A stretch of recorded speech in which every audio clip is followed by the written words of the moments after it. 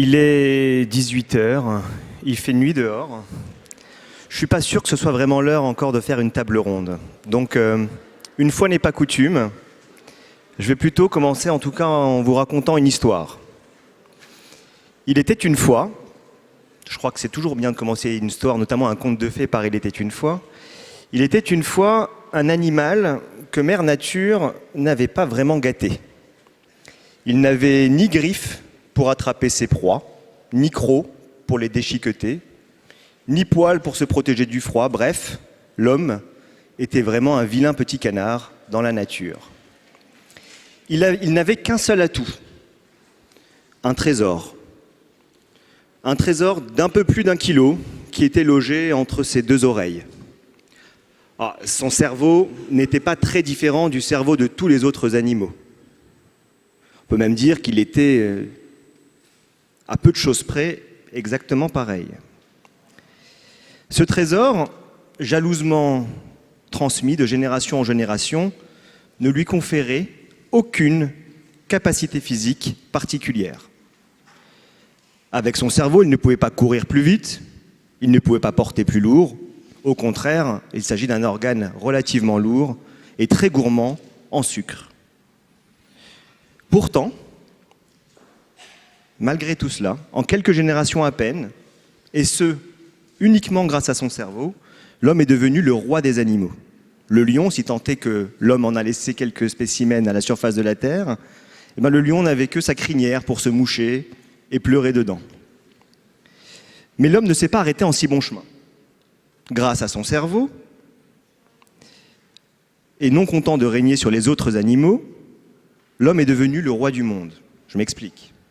Il a su maîtriser la matière, il a su se réparer, s'améliorer, et même si j'en crois les débats du forum de bioéthique de cette année, il a su influencer sa propre reproduction et l'évolution de son espèce.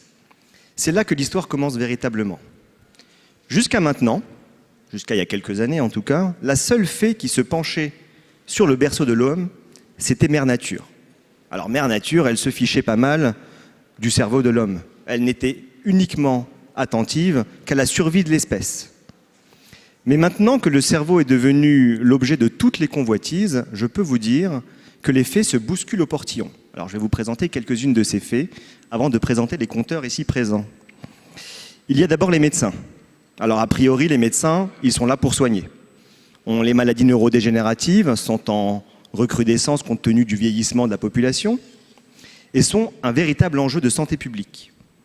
Mais s'il est assez facile de déterminer quelle est la fréquence cardiaque de repos normale et la fréquence cardiaque pathologique, eh bien, pour le cerveau, les questions sont différentes. Il est beaucoup plus difficile de déterminer ce qu'est un comportement normal, ce qu'est un quotient intellectuel normal, cela ouvrant la porte à des perspectives telles que la maîtrise des comportements, la psychochirurgie, l'amélioration génétique du quotient intellectuel, autant de sujets dont on entend parler dans les grands médias. Donc les médecins, qui peuvent être des bonnes fées ou des mauvaises fées selon les choix qu'ils peuvent prétendre, et je ne suis pas là pour juger si c'est bien ou mauvais, il y a les publicitaires. Alors les publicitaires, pour qui les neurosciences sont un moyen de vendre toujours plus. Il y a les industriels, pour qui les neurosciences sont la pierre angulaire de l'intelligence artificielle, qui nous promet une nouvelle révolution industrielle, et plus largement, une révolution sociale. Il y a les transhumanistes, dont on a entendu parler hier Jean-François Mattei, qui écrivent une nouvelle mythologie, et pour qui la compréhension du cerveau signifierait l'immortalité branchée sur un port USB. Il y a même l'État et le gouvernement qui souhaitent utiliser les neurosciences pour améliorer le système scolaire. On en a entendu parler avec le ministre de l'Éducation nationale qui a mis en place une commission à la tête de laquelle on retrouve un neuroscientifique qui aura pour tâche d'améliorer l'éducation afin d'avoir peut-être de meilleurs résultats PISA qu'auparavant. Des États qui, d'ailleurs, de part et d'autre de l'Atlantique, déploient des budgets de plusieurs milliards uniquement pour étudier le fonctionnement du cerveau. De là à vouloir contrôler les populations, il n'y a qu'un petit pas à franchir. Donc vous l'aurez compris, il y a de nombreuses fées qui se penchent sur vous, sur moi, sur nous, sur nos enfants, et plus particulièrement sur leur cerveau. Et ces fées se penchent sur nous souvent à notre insu, soit avec un sourire bienveillant, soit avec un peu de bave au coin des lèvres. Donc loin du manichéisme ambiant, je vous propose de décrypter un peu ces nouveaux enjeux, ces enjeux que posent les neurosciences et l'évolution de nos connaissances sur le système nerveux. J'ai convié à cette table ronde, je me rends compte que c'est une table ronde qui est exclusivement masculine, donc je vous prie de m'excuser pour le manque de mixité, mais imaginez peut-être que nous allons vous conter une histoire. Est-ce que c'est le rôle du papa de conter les histoires? Je ne sais pas, je ne m'y risquerai pas. En tout cas, je vous présente Mathieu Hanheim, ici présent, qui est professeur des universités de neurologie aux hôpitaux universitaires de Strasbourg, plus particulièrement dans les mouvements anormaux. Olivier Putois, qui est maître de conférences des universités en psychologie et en psychanalyse, qui est docteur en philosophie, qui nous apportera donc peut-être une vision moins organique de l'être humain. Mustapha Benmekbi, qui est neurochirurgien à Colmar, titulaire d'un Master 2 de neurosciences. Et Dan Grunstein, qui est directeur de TokTokDoc, une application qui utilise des applications d'intelligence artificielle notamment, et qui a obtenu son doctorat à l'Institut Max Planck, qui a d'abord travaillé sur les nanotechnologies et qui travaille maintenant avec des entreprises qui utilisent l'intelligence artificielle et notamment la reconnaissance visuelle. Donc vous avez vu peut-être que dans ma présentation, j'ai positionné le cerveau comme étant un trésor. Je pense bien que déjà cela peut être soumis à discussion. Mais j'aurais été intéressé de faire un tour de table très rapide, en commençant peut-être par Mathieu Hanheim, pour voir comment lui-même, à travers son activité, à travers sa discipline, eh bien, il définit l'être humain. On a entendu parler avant, le désir et le propre de l'homme. Eh bien, j'aimerais savoir pour Mathieu Hanheim, qu'est-ce qui est le propre de l'homme? Alors moi, je vais en profiter, je suis souvent très sérieux, je vais en profiter pour être un petit peu léger, pour faire le lien entre la session précédente sur la sexualité et la nôtre. Et tu me demandes mon point de vue sur le propre de l'homme et du cerveau. Et en fait, je vais dire, pour moi, le cerveau, c'est comme la même réponse que fait Woody Allen, c'est mon deuxième organe préféré. Voilà. Et je serai un peu plus long et précis tout à l'heure. Olivier? Bon, moi je vais botter en touche aussi, évidemment. Juste pour dire qu'en tout cas,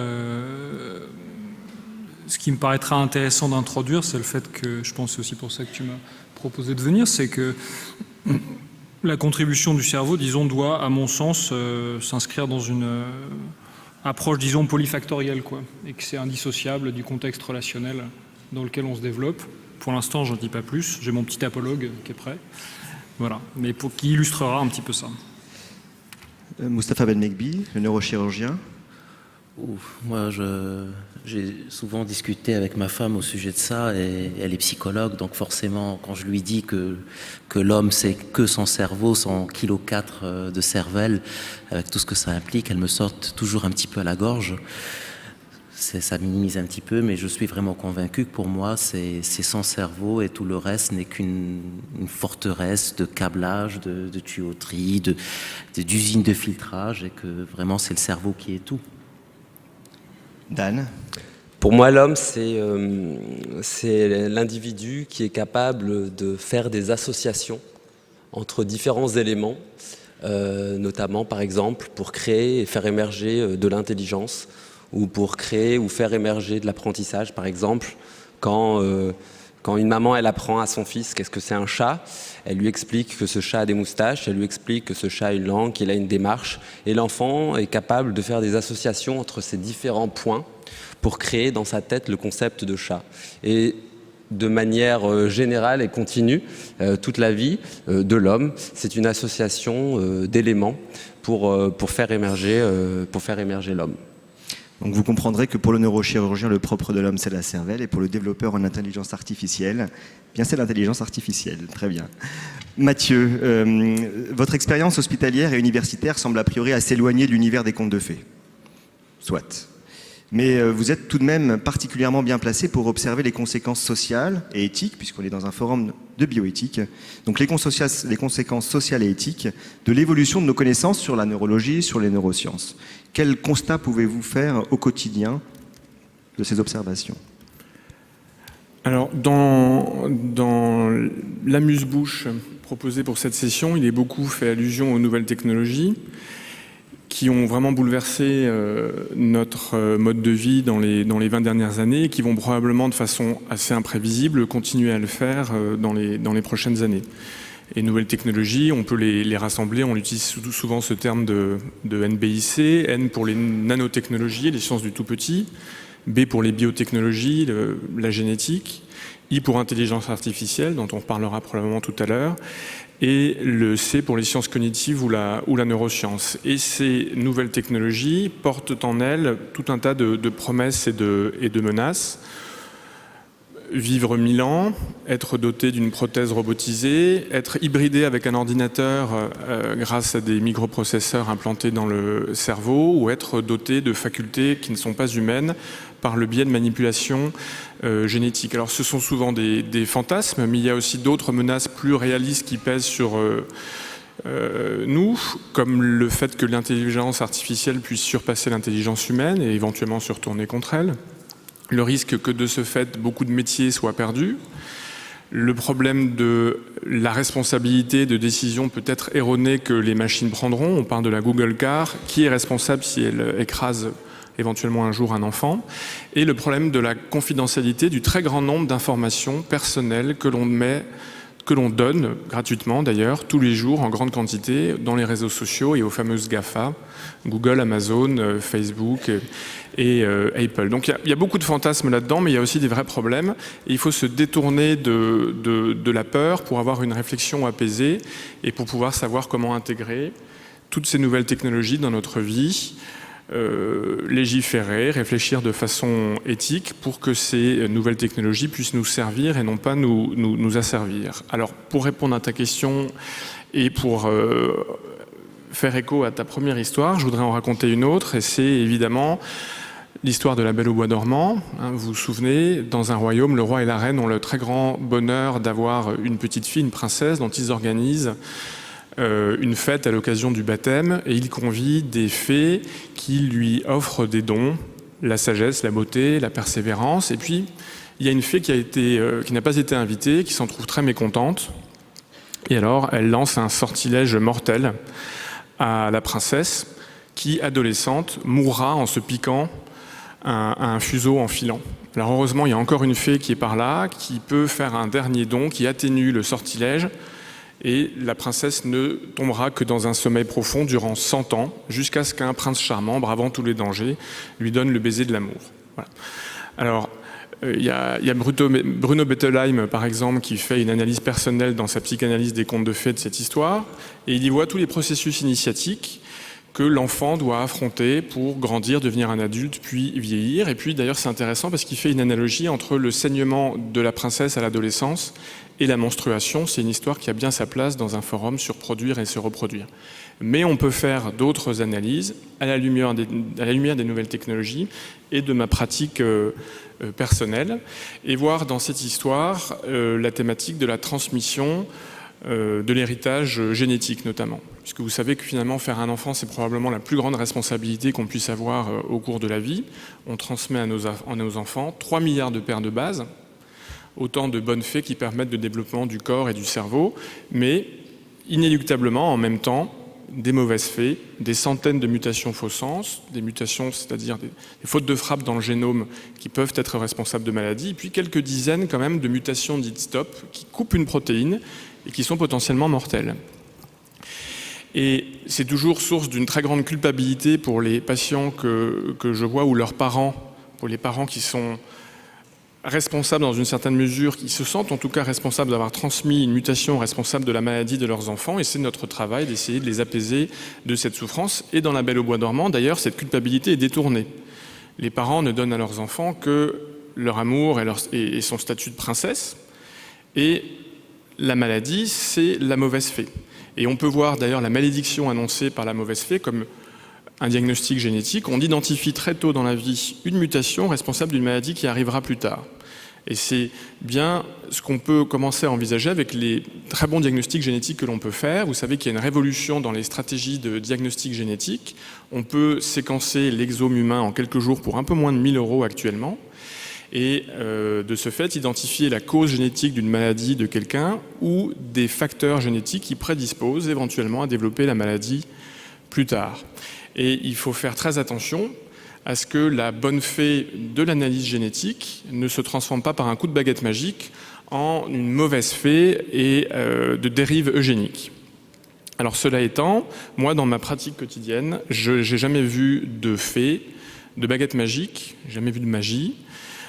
Pour moi, le cerveau n'est pas magique non plus, il est tout à fait fascinant, il est mystérieux. Vous êtes très nombreux réunis ici, certainement parce que ça vous fascine aussi.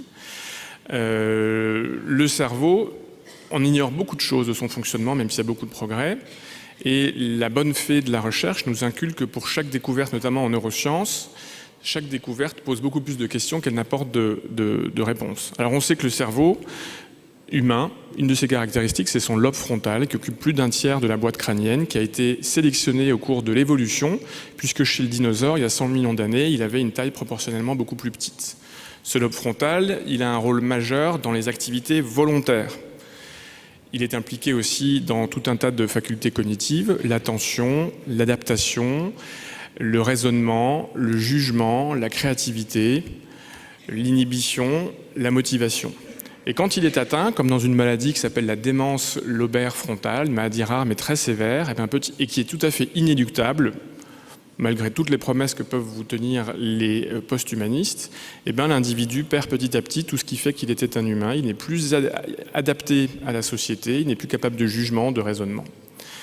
À côté de ce lobe frontal, on a ce qu'on appelle les ganglions de la base, qui sont des petits amas de neurones situés au centre du cerveau, qui eux aussi ont été sélectionnés au cours de l'évolution, mais dans un sens qui a abouti à leur atrophie. Ils sont devenus tout petits, c'était la plus grande partie de la boîte crânienne des dinosaures, et maintenant c'est tout petit, mais ça a été sélectionné, et ils sont impliqués dans l'exécution des automatismes moteurs et cognitifs et motivationnels. Quand on a envie de faire quelque chose, c'est souvent grâce aux ganglions de la base.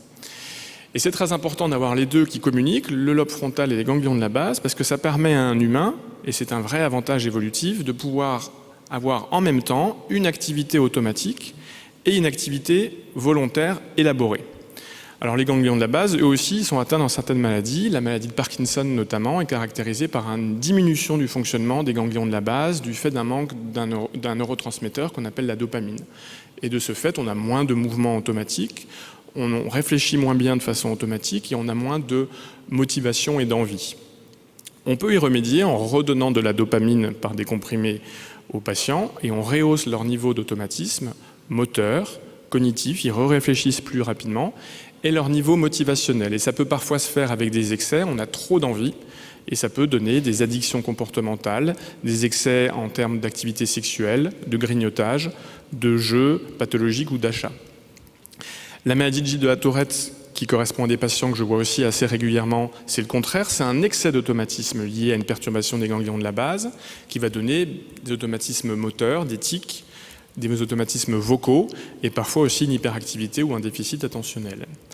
Et cette maladie peut être améliorée en donnant cette fois-ci des médicaments antidopaminergiques. Et dans ces deux pathologies, dans un nombre très minoritaire de cas, on peut même procéder, et on le fait à Strasbourg, à l'implantation d'électrodes dans le centre du cerveau, cette fameuse stimulation cérébrale profonde, qui vise une toute petite zone du cerveau des ganglions de la base qui dysfonctionne pour modifier le fonctionnement du cerveau et apaiser les symptômes. Donc on peut jouer, que ce soit par la chimie ou par l'électricité, sur le cerveau et finalement sur le comportement. Alors on sait qu'un cerveau est fait d'environ 80 milliards de neurones qui sont tous connectés entre eux par des synapses.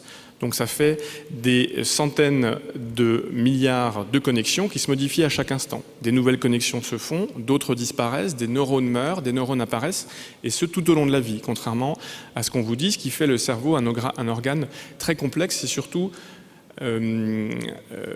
plastique. Il est capable de s'adapter, contrairement à un ordinateur. Le cerveau, une de ses caractéristiques, c'est qu'il ne faut pas le voir isolément. C'est souvent aussi une erreur liée à un dualisme un peu basique des post-humanistes.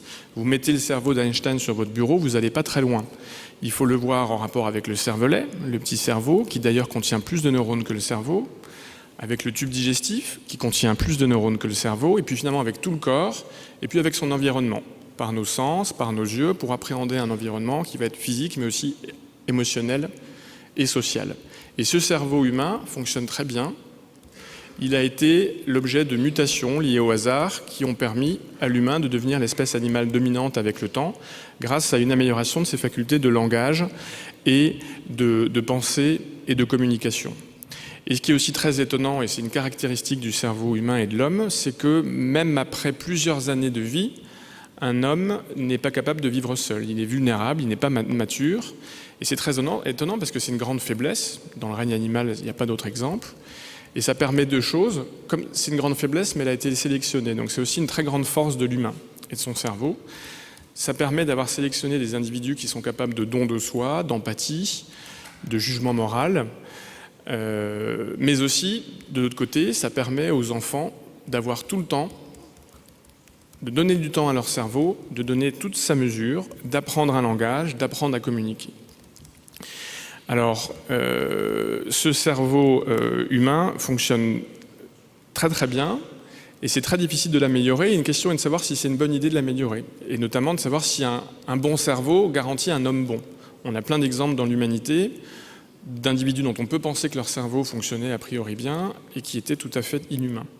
Et pendant la Deuxième Guerre mondiale, on sait très bien qu'il y a eu des tentatives d'essayer d'améliorer le cerveau de l'espèce humaine de façon accélérée et artificielle, en se justifiant d'une sélection naturelle et du darwinisme, en éradiquant les individus ayant une déficience intellectuelle ou des troubles psychiatriques. Donc au moment même où l'homme essaye d'améliorer le cerveau humain artificiellement, il devient inhumain. Et par ailleurs, le cerveau humain fonctionne tellement bien qu'il est difficile de savoir exactement si on peut l'améliorer. Je vous donne des exemples. Françoise Barré-Sinoussi, Alice Munro, Mère Teresa, Marie Curie, 4 exemples de prix Nobel chacune dans leur thématique, ont eu à utiliser plusieurs couleurs de la palette des capacités du cerveau pour arriver à leur exploit respectif. L'empathie acharnée, la puissance de la réflexion, la créativité artistique, la curiosité implacable, voilà, tout ça ce sont des exemples, mais c'est très difficile de l'améliorer. Et d'ailleurs, si vous regardez les magnifiques peintures murales de la réplique en tout cas de la grotte Chauvet, vous serez émerveillés, ça date de 30 000 ans à peu près. Depuis cette époque, l'humanité a fait beaucoup de progrès, techniques, sociaux, scientifiques, de santé, mais les capacités cognitives des individus qui vivaient il y a 30 000 ans sont les mêmes qu'aujourd'hui, certainement parce que c'est très compliqué et très long d'améliorer le cerveau humain. Alors, le docteur Ben McBee parlera probablement de certains cas assez rares, notamment dans l'épilepsie ou dans l'étude de l'épilepsie où on peut améliorer le cerveau, mais la plupart du temps, on essaye seulement déjà de réparer un cerveau malade. Je vous ai parlé de la maladie de Parkinson et de la maladie de Gilles de la Tourette. Si on parle de la maladie d'Alzheimer, dont il existe une épidémie du fait du vieillissement de la société, on est incapable, malgré encore une fois tous les fantasmes du post-humanisme, on est incapable en 2018 de la guérir, de ralentir son évolution, et on est très modestement efficace quant au traitement de ces symptômes. Alors pour autant, il y a quelques petites mesures que l'on peut adopter, non pas pour augmenter son cerveau ou pour le réparer, mais pour maintenir son intégrité. Et c'est d'ailleurs étonnant parce que ce sont des techniques assez simples qu'on peut tous faire, qui sont en contradiction avec ce que fait miroiter le post-humanisme ou alors les espérances parfois des patients que je suis amené à voir. Par exemple, l'exercice physique. Le sport, ça permet de ralentir l'évolution de la maladie d'Alzheimer et de prévenir les risques d'accident vasculaire cérébral. Rien que le fait de se mettre debout, par exemple, votre rythme cardiaque s'accélère, l'oxygénation de votre cerveau s'améliore. Et si vous allez visiter l'appartement de Victor Hugo, place des Vosges à Paris, vous verrez que dans son bureau, le pupitre où il écrivait est très haut situé, parce que Victor Hugo, il écrivait ses poèmes debout. Il devait trouver que son inspiration était meilleure. Il faut aussi lire, apprendre, voyager, discuter, critiquer. Il faut jouer. Vous savez que les meilleurs joueurs sont les enfants, là où leur cerveau se développe le plus, et que Einstein disait que le jeu est la forme la plus élaborée de la recherche. Et il faut aussi, finalement, il faut ne pas laisser son cerveau inactif. Et c'est bien décrit par la phrase de Louis Poès qui dit que seule la paresse fatigue le cerveau. Avec un exemple, une exception qui est le sommeil. Il faut absolument dormir. le temps dont on a besoin, si possible naturellement, pour oublier certaines choses, en assimiler d'autres. Et puis après, j'ai quasiment fini, et ça fait de moi un vieux schnock réac, mais c'est pas grave, j'assume. Il y a le problème de fumer, le tabac, et puis le cannabis. Le cannabis, on en parle beaucoup.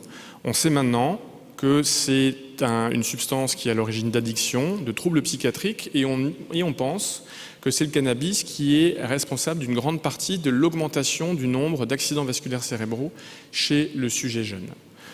Alors voilà, le cerveau est très complexe, il est plastique, il n'existe pas par lui-même, il existe avec son environnement, il fonctionne très bien, c'est difficile de l'améliorer, et finalement c'est notre propriété, c'est un véritable trésor, il faut le choyer, il faut l'utiliser.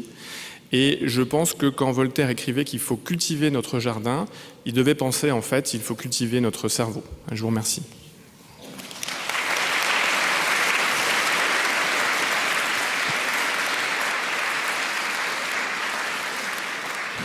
Donc on voit tout l'amour du médecin pour l'organe en question. Moustapha Belmegbi, pour vous, le cerveau, c'est un organe que l'on peut réséquer, implanter, stimuler, déconnecter. Est-ce que vous avez l'impression d'observer une dérive non thérapeutique de la discipline, sachant que la neurochirurgie a toujours été sous les spotlights de la bioéthique, puisque dans l'histoire, les lobotomies, les déconnexions, la psychochirurgie, ça a toujours été des choses qui ont été envisagées et qui ont été bien entendu et heureusement très critiquées par la suite. On avait l'impression d'être complètement à l'abri de ça, mais quand on voit aujourd'hui certains transhumanistes s'exprimer sur la question, sur l'implantation, sur Elon Musk qui a lui-même développé une start-up, quand on parle d'Elon Musk, c'est probablement pas une start-up, mais une entreprise qui a pour objectif d'améliorer le cerveau humain en lui imposant une connexion avec une interface informatique. Est-ce que vous avez l'impression que c'est quelque chose qui est à risque d'évoluer? Est-ce que vous en entendez parler dans les congrès? Est-ce qu'il y a un frémissement dans le milieu de la neurochirurgie sur justement cet aspect psychochirurgical? La réponse, je dirais franchement non pour l'instant, mais si on doit revenir sur les leucotomies, les lobotomies qui ont été pratiquées sur les psychotiques pendant des années, ou les troubles du comportement pour des années, je crois que l'une des filles de Kennedy avait été lobotomisée pour ses déviances sexuelles, si je ne dis pas de bêtises non plus. Je pense qu'à l'époque, ils étaient en toute bonne foi. Ils pensaient très sincèrement rendre service aux gens. Et actuellement, comme disait Mathieu Henheim, on enlève des bouts de cerveau dans le cadre de la chirurgie de l'épilepsie pour espérer améliorer les choses et améliorer l'état cognitif mnésique des patients. Je donne des exemples concrets. On voit des gamins qui font 5, 10, 15, 20, 100 crises par jour des fois et à l'école, ça se passe très mal, ils ne retiennent rien. Et on les opère quand ils sont opérables. Bien sûr, toutes les épilepsies ne sont pas opérables. Et là, bingo, l'enfant recommence à apprendre, il mémorise, il est plus calme, il se concentre, alors qu'on a enlevé une partie de son cerveau. Au début, quand j'ai commencé la chirurgie de l'épilepsie, je ne comprenais pas trop le mécanisme, mais il faut imaginer ça comme un organe gangréné qui est en train de tirer le reste des organes vers le bas. Si vous avez un lobe qui fait des crises, le reste du cerveau ne peut pas fonctionner correctement. Et si on l'enlève, le cerveau est débarrassé d'un poids mort, il peut recommencer à évoluer. Est-ce qu'il y a pour l'instant des dérives en dehors de la thérapeutique, c'est-à-dire qu'on se rend compte que dès qu'on intervient sur le cerveau, on change un petit peu ce qui est le propre de l'homme. C'est quand vous êtes neurochirurgien, vous opérez pas, avec tout le respect que je dois à mes collègues viscéraux, mais vous opérez pas un cerveau comme vous opérez un foie ou n'importe quel autre organe. Quand vous touchez un cerveau, comme disait Mathieu Henheim, c'est 80 milliards de neurones connectés entre eux. Et le moindre centimètre carré que vous allez toucher à vos instruments, c'est une fonction que vous allez quelque part altérer ou détruire. Donc on reste quand même, je l'espère, pour la plupart des neurochirurgiens, très à cheval sur la façon de poser nos indications. Il faut être très très délicat avec l'organe. Qui dit neurochirurgie, vous dites neurochirurgien égale précision. Enfin, je l'espère dans votre esprit. Vous ne nous voyez pas comme des bouchers sanguinaires. Et en tout cas, il faut absolument préserver cet organe. Et j'ai du mal à imaginer qu'un jour, on vienne nous voir en disant voilà, j'ai envie de booster ma mémoire, j'ai envie de booster mon intelligence, même si on ne comprend pas pour l'instant encore le réseau exact de tous ces circuits, parce que c'est très complexe, mais en admettant qu'un jour on les comprenne, comme pour la chirurgie esthétique, qu'on se mette à payer 4 000 ou 5 000 euros pour booster sa mémoire, ça, je pense pas. Alors, quelque part, c'est rassurant que vous n'en entendiez pas tellement parler, mais d'un autre côté, nous, sur les réseaux sociaux, dans les médias, on entend parler. Alors, par exemple, notamment ce qui a défrayé la chronique, c'est ce chirurgien italien, je crois, qui va peut-être tenter dans les mois qui viennent une greffe de cerveau, ce qui est d'ailleurs assez étonnant, parce que j'appellerais plutôt une greffe de corps entier qu'une greffe de cerveau. Mais est-ce que vous en avez entendu parler? Est-ce que c'est quelque chose qui tient la route? Est-ce que c'est quelque chose qui risque d'arriver? Est-ce que c'est techniquement réalisable?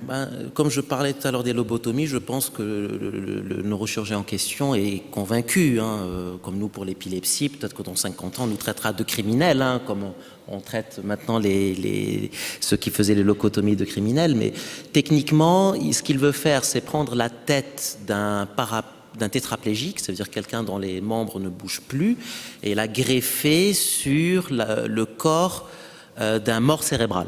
C'est-à-dire dans quelqu'un dont l'électroencéphalogramme est plat, ça veut dire qu'il n'y a plus aucune activité cérébrale. Outre la problématique technique de suturer tous les vaisseaux, suturer les vertèbres entre elles, ça techniquement c'est faisable, on le fait déjà, ça on sait réparer. La problématique, ne parlons encore même pas d'éthique, mais la problématique de la reconnexion de la moelle. C'est-à-dire que l'être humain, dans toute son évolution, a gardé une très grande faiblesse, c'est que son système nerveux central, pas périphérique, le système nerveux central, c'est la moelle, le cervelet et son cerveau. C'est-à-dire c'est vraiment la partie centrale du névrax, et de là vont partir les nerfs qu'on appelle le système nerveux périphérique. Un système nerveux périphérique, vous avez entendu parler, on greffe des mains, on greffe des nerfs, les nerfs ça repousse. Mais le système nerveux central, même s'il est très plastique, s'il est très résilient, il n'a pas cette capacité de repousser aussi facilement que ça. Parce que, encore une fois, imaginez des milliards de faisceaux d'autoroute qui partent d'une partie du cerveau et qui doivent aller connecter une région très précise. Donc, imaginez une tête décapité, toujours vascularisé, parce que ça aussi on sait faire, et qu'on doit brancher sur un corps, donc on doit connecter les deux moelles, mais ces gros faisceaux autoroutiers d'informations qui montent et qui descendent, c'est énorme, c'est à la taille de mon petit doigt, mais c'est vraiment des milliards de faisceaux qui passent, elles doivent retrouver leur chemin. Et déjà ça, la nature humaine, en tout cas le cerveau humain, ne sait pas faire, ne sait pas reconnecter. Parce que vous devez retrouver ces fibres qui doivent repousser, doivent retrouver leur chemin, imaginez jusqu'au bout de votre doigt. Si on espère que ce patient rebouge un jour. Et chacun sait qu'on a tous notre expérience, notre vécu. Le cerveau s'approprie un petit peu ce vécu à cette expérience de par ces connexions. Si vous bougez votre main, vous avez appris par exemple à jouer aux cartes, vos faisceaux de substances blanches et votre cerveau, vos connexions se sont adaptées à cette façon de faire. Donc venir connecter la tête de quelqu'un qui a son expérience corporelle, son expérience de son schéma corporel sur le schéma corporel de quelqu'un d'autre, je ne sais vraiment pas qu'est-ce que ça va donner, mais il faut rester très prudent. Il ne faut pas tuer l'embryon dans l'œuf, parce que ça se trouve, il a raison et ça fonctionnera. Il veut baigner les deux structures dans le polyéthylène-glycol, et pour lui, in vitro, ça permet de reconnecter sans que les neurones aient à repousser. Mais d'un autre côté, il ne faut pas donner trop d'espoir aux gens, où je vois déjà des familles de tétraplégiques dire « Oh mon Dieu, mon fils, mon mari va remarcher ». Pour l'instant, on n'y est pas encore. Je crois que fin décembre, il a fait une première expérimentation en faisant une anastomose céphalossomatique entre deux cadavres. L'intervention est un succès, les 2 patients n'ont pas porté plainte. Mais une fois qu'on passera sur le vivant et qu'on doit vraiment voir les résultats à long terme, je reste prudent, mais je demande à voir. Moi, je suis fasciné par la discordance qu'il y a entre ce qu'on peut entendre et ce qui est réalisable. Je pense qu'on en rediscutera aussi plus tard avec Mathieu Hanheim, mais les patients que l'on peut voir, et nous-mêmes, quand on est sur les réseaux sociaux ou ailleurs, on a accès à un nombre d'informations où on nous donne l'impression, et ça j'en discuterai avec Olivier Putois juste après aussi, on a l'impression qu'il y a un fantasme de compréhension, c'est-à-dire qu'on a l'impression qu'on sait tout. Alors peut-être sur la médecine de manière générale, mais sur le cerveau en particulier, on a l'impression qu'on sait tout et qu'on peut tout faire. Et c'est vrai que porté notamment par des transhumanistes, mais on ne va pas le réduire non plus au transhumanisme, il y a cette idée que finalement, ce qui fait, en tout cas pour les gens présents à cette table ronde, quelque chose qui est assez proche du propre de l'homme, il y a quelque chose qui effectivement lui échappe. Alors on entend énormément parler d'intelligence artificielle actuellement, et là je crois pour le coup que personne ne peut passer à côté. Ça semble être présent dans toutes nos activités quotidiennes, dans toutes nos applications, dans toutes nos machines. Et là aussi, on utilise le terme d'intelligence. Alors l'intelligence, semble-t-il, c'est quelque chose qui est très spécifique à l'homme. Alors ça peut se discuter, bien entendu, mais en tout cas, on essaie d'enlever ou de spolier l'homme de ce qui lui était peut-être assez propre. Et j'aurais voulu demander à Dan qui nous explique un petit peu peut-être où on en est, parce qu'on a aussi l'impression, on nous dit que on est en voie d'obtenir une intelligence artificielle qui a le même degré, le même niveau d'exigence que l'intelligence humaine. Et j'ai envie d'avoir la parole de l'expert pour qu'on puisse éventuellement discerner le vrai du faux, ou en tout cas savoir où on en est. Alors, déjà, il faut savoir que lorsqu'on parle d'intelligence artificielle, comme toute innovation technologique, il y a des impacts positifs et des impacts qui sont un peu moins positifs. On a très peur en disant les gens ont peur effectivement que les ordinateurs vont devenir trop intelligents, qui prendront le pouvoir sur le monde. Et le problème, c'est qu'en fait, les ordis sont stupides, mais qu'en fait, ils ont déjà pris le pouvoir sur le monde. Pourquoi je dis ça? Parce que quand on est réunis ici comme ça, c'est parce que quelque part il y a les ordinateurs qui ont été là pour transmettre l'information sur les réseaux sociaux. On a coordonné nos agendas, des fois par des systèmes automatiques d'alerte et de rendez-vous. On aurait pu le faire sans aussi. On aurait pu le faire sans, mais on l'a pas fait sans, on l'a fait avec. Et on en devient presque dépendant, quitte à se demander si on aurait été capable du succès d'aujourd'hui, des personnes qui sont venues aujourd'hui, sans tous ces systèmes qui nous entourent. Les systèmes qui régissent aujourd'hui l'électricité dans une ville, la distribution de l'eau, tous ces systèmes-là sont pilotés par des systèmes informatiques, et c'est aussi grâce à ces systèmes informatiques qu'on a fait évoluer notre société. Sur l'intelligence artificielle, de manière spécifique, comment ça fonctionne, j'ai expliqué en introduction que lorsque la maman apprend à son fils à caractériser un chat, elle lui envoie des informations. Ces informations sont associées entre elles par l'enfant et élabore le concept de chat. L'intelligence artificielle, telle qu'elle est modélisée aujourd'hui dans les systèmes informatiques, c'est à peu près la même chose. C'est qu'on essaye de faire apprendre à la machine, de faire construire des associations entre différents éléments, qu'on caractérise aussi par différents éléments, et par un système hiérarchique, on arrive à créer des concepts, et ce sont ces concepts-là qu'on appelle lorsqu'on fait fonctionner de l'intelligence artificielle. Alors, dans le monde médical, effectivement, on peut avoir peur de ce que peut être l'intelligence artificielle, et est-ce que cette intelligence artificielle va, d'une certaine manière, remplacer l'homme ? Je ne pense pas qu'il faille penser que l'intelligence artificielle remplace l'homme. Je pense qu'il faut se positionner dans une dimension différente. Il faut se demander si l'intelligence artificielle ne peut pas augmenter l'homme.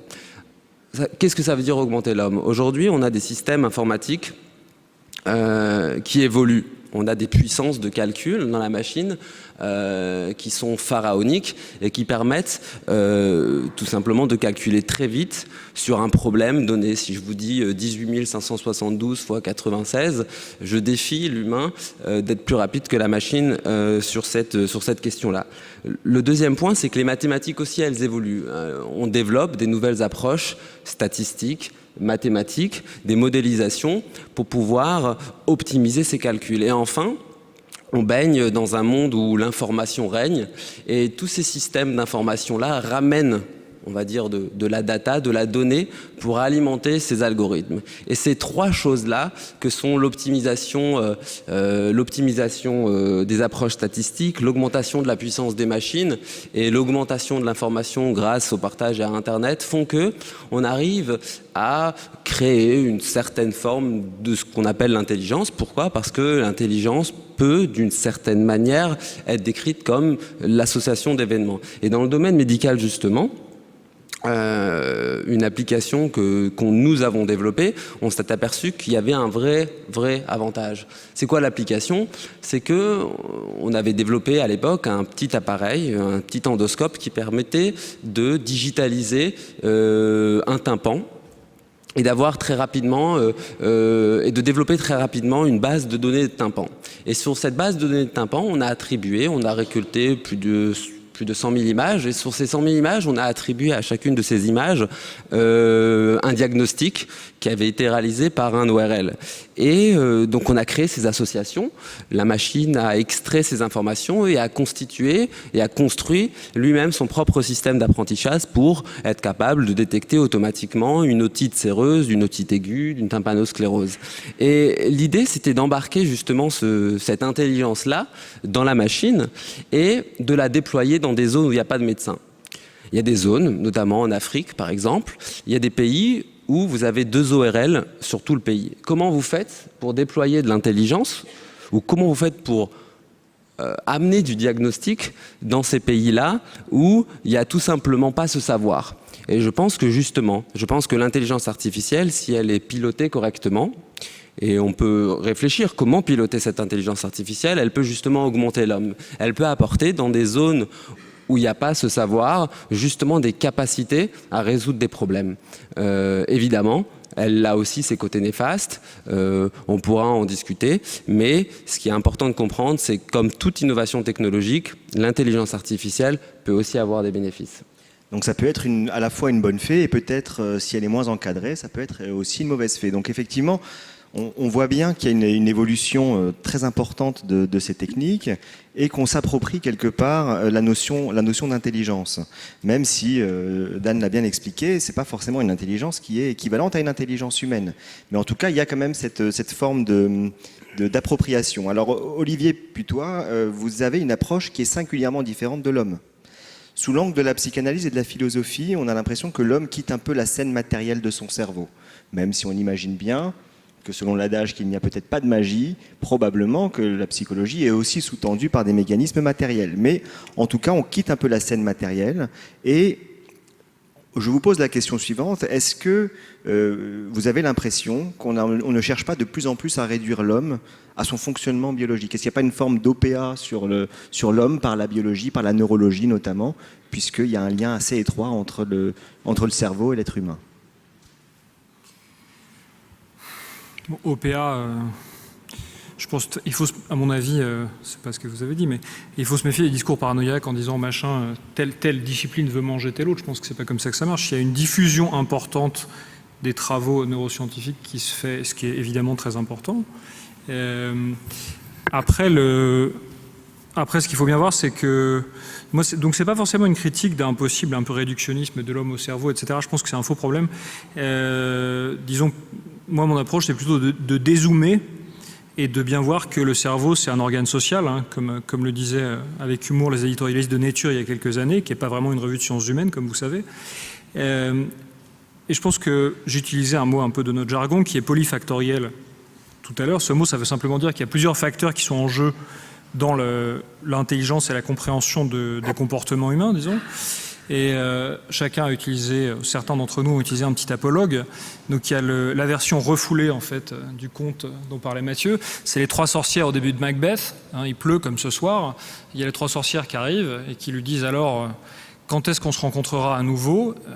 Tu verras, mais plus tard tu seras roi. Bon, les sorcières, c'est la version, disons dans les pays du Nord, des oracles qu'il y avait en Grèce antique, et elles sont porteuses du destin.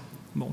Et donc avec le titre de notre table ronde, on peut se demander un petit peu si effectivement on ne considère pas qu'aujourd'hui, et ce n'est pas forcément du tout les neurologues qui disent ça, mais il y a une attente sociétale par rapport à ça, par rapport au discours de la neurologie,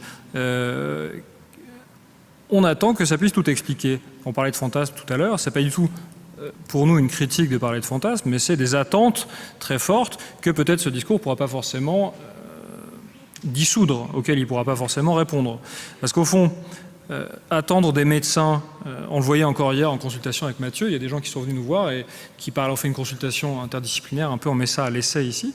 C'est vrai qu'à partir du moment où on dit à quelqu'un, bon voilà comment ça va sans doute se passer la suite de cette atteinte cérébrale, etc. Bon, soit en gros la personne va prendre ça comme effectivement une prédiction, etc.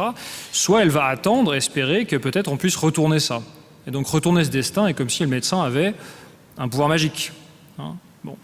Et la véritable question, c'est plutôt de savoir si le cerveau, c'est le lieu de la nécessité ou pas, ou s'il ne faut pas comprendre la façon dont c'est organisé petit à petit à partir du contexte relationnel et développemental de l'homme. Et de ce point de vue-là, c'était très frappant, Mathieu, quand tu parlais du fait que l'homme reste à dépendance pendant très longtemps, c'est quelque chose sur quoi Freud a insisté considérablement. Il parlait de la néoténie humaine, du fait que l'homme, parce qu'il est dépendant pendant très longtemps, justement, il est capable d'avoir une relation très spécifique à l'autre, comme aucune autre espèce animale. Alors évidemment, en Alsace, on va dire, attention, les cigognes, elles sont très fidèles. Donc l'homme n'est pas le seul. Bon. Je prends bien ça en compte, mais ils partagent ça avec les cigognes, disons souvent. Plus sérieusement, c'est pour ça que je parlais de polyfactoriel, parce que par exemple, on voit bien ce qui se passe du côté de cette focalisation parfois sur le cerveau, en particulier quand on discute avec... moi j'ai plusieurs petits patients qui ont des maladies d'origine génétique et qui ont une réelle incidence cérébrale. On voit bien comment certains parents oscillent. Ils ont l'impression qu'il y a une espèce d'hésitation dans leurs propos, parfois quasiment consciente, entre d'un côté, est-ce qu'on peut vraiment faire quelque chose, ou est-ce que parfois on a vraiment envie de baisser les bras parce que c'est difficile pour nous. Bon. Et de l'autre côté, mais finalement on peut battre ça, on peut mettre ça complètement de côté. Cette oscillation, on la trouve en permanence, mais ce qui n'est pas directement interrogé, c'est que ça peut, peut-être pas cacher, mais disons ce sur quoi ça peut jeter une ombre. Et toute la culpabilité souvent et le fait que les parents essaient de faire beaucoup de choses pour contribuer au développement de l'enfant, parfois est caché paradoxalement par une focalisation sur la partie, disons, neurologique de ce qui se joue. Et on voit qu'à partir du moment où on aide les parents à prendre un petit peu de distance par rapport au diagnostic, alors l'enfant va beaucoup mieux. Même dans le cas de retard scolaire, par exemple, très sévère, à partir du moment où ils sont déculpabilisés, il y a une espèce d'effet de vase communicant, et vous avez l'enfant qui se sent moins scruté, et ce qui est normal, parce que c'est très difficile d'être parent d'un enfant qui porte ce type de pathologie, mais l'enfant se sent moins scruté, et du coup, il se développe plus facilement. Tout ça pour dire donc que ce n'est pas simplement une remarque un peu théorique, comme ça, de dire « Ah, il ne faut pas se concentrer que sur le cerveau, etc. » Mais c'est aussi... ça a une incidence réelle, nous on pourrait dire clinique, mais humaine, de manière plus générale. Un dernier commentaire à ce sujet, c'est qu'on voit bien, même quand on fait par exemple des mesures, des scores de performance, par exemple cognitive, dans le diagnostic de l'autisme, il y a maintenant des articles de méthodologie qui montrent très bien comment, suivant la façon dont l'examinateur va se comporter avec l'enfant, qui va lui faire passer les tests, donc les résultats des tests seront pas extrêmement différent, mais quand même il y a une différence sensible, on dit statistiquement significative. Donc même quand on mesure une performance qui peut sembler un petit peu plus rationnelle, disons, le facteur affectif et relationnel rentre en compte de manière extrêmement forte chez des enfants dont on sait qu'ils ont par ailleurs une atteinte cérébrale. Donc c'est pour montrer qu'il faut toujours prendre en compte aussi cette dimension-là. C'est ça que voulait dire au fond ma remarque un peu de départ sur le fait qu'il faut prendre en compte les différents facteurs. Voilà. Merci. Mathieu, est-ce que vous observez au quotidien des demandes de la part des patients ou une exigence de la part des patients sur ce que vous devriez pouvoir leur administrer comme traitement ou sur la manière dont vous devriez pouvoir soulager un certain nombre de symptômes neurologiques? Est-ce qu'il y a de la part du public une exigence de résultats qui était peut-être moins présente auparavant? Oui, c'est sûr, ça fait écho à ce que vous disiez tout à l'heure, un grand décalage, et qui finalement fait... Ah, j'ai peut-être éteint le micro, vous entendez? C'est bon. Qu'est-ce qui se passe? Pardon? Vous entendez pas? Il y a une baisse de volume peut-être. Alors baisse de volume, je vais monter mon volume, là vous m'entendez? Bon, très bien. Alors effectivement, l'homme doit faire un grand écart, le médecin doit faire un grand écart. D'un côté, il y a tout ce que nous propose, encore une fois, le post-humanisme, réussir à euthanasier la mort, à vivre 1000 ans, ce dont je parlais tout à l'heure. Et de l'autre côté, ce qu'on est capable de faire réellement. Je vous ai parlé à quel point nous étions démunis face tout simplement à une maladie d'Alzheimer. Et on se retrouve face au patient qui a des demandes démesurées parce qu'il écoute, il lit ce qu'il peut voir dans les médias. Et il est très souvent déçu quand il voit l'arsenal thérapeutique que nous avons à disposition, qui pourtant a fait des progrès énormes ces dernières décennies, ayant abouti au doublement de l'espérance de vie au cours du XXe siècle. Et néanmoins, le grand public et mes patients sont le plus souvent déçus, alors même que nous sommes au summum des connaissances en neurosciences et de nos capacités neurologiques. Ils sont déçus parce qu'ils pensaient que j'allais leur donner un médicament qui allait guérir leur maladie d'Alzheimer, bien évidemment, que la greffe de cellules souches, ça se fait quotidiennement à Strasbourg pour soigner la maladie de Charcot, parce qu'ils ont vu des charlatans proposer ça en Chine ou en Allemagne. Alors c'est très difficile de réussir à maintenir une activité médicale apaisée quand on commence déjà à devoir remettre les choses au point face à un patient qui va être évidemment déçu et parfois un petit peu méfiant. Mais enfin c'est notre travail. Et d'ailleurs ça ne va pas que dans le sens des médicaments qu'on peut proposer aux patients. Et je pense que c'était une partie de la question des examens qu'on peut faire. Et ça fait écho à ce dont je vous parlais tout à l'heure. C'est-à-dire aux révolutions de diagnostic génétique. L'histoire que je vais vous raconter brièvement, c'est une histoire que moi aussi j'ai vécue dans ma pratique médicale, et c'est l'histoire de Sergey Brin. Vous savez peut-être qui c'est Sergey Brin, c'est le cofondateur de Google. C'est un visionnaire, c'est un apôtre des nouvelles technologies. C'est quelqu'un dont on peut penser que le cerveau fonctionne très bien. Et il se trouve que sa maman, malheureusement, est atteinte d'une maladie de Parkinson. Et comme elle est sa maman juive ashkénaze, une mutation plus particulièrement fréquente chez les juifs ashkénazes responsables de la maladie de Parkinson a été recherchée chez elle et elle a été trouvée. Alors Sergey Brin, il n'est pas idiot, il a aussi un certain nombre de moyens et beaucoup de connaissances. Il a compris qu'il était à risque d'être porteur de cette mutation et donc d'avoir la maladie de Parkinson. Et il a décidé de faire l'analyse chez lui et il a trouvé qu'il était porteur de cette mutation. Et là, c'est le début des complications, parce que ça a modifié beaucoup le comportement de Sergey Brin. Je vous raconte cette histoire parce que c'est une histoire à laquelle je suis exposé dans ma pratique médicale, soit quand il s'agit de donner un médicament, soit de faire une analyse génétique.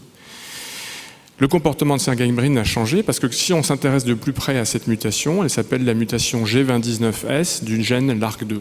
C'est du chinois, ça veut dire que dans le génome humain, dans le chapitre qui s'occupe d'une protéine qui s'appelle LARC2, il y a une faute de frappe en position 2019, où la lettre G a été remplacée par la lettre S.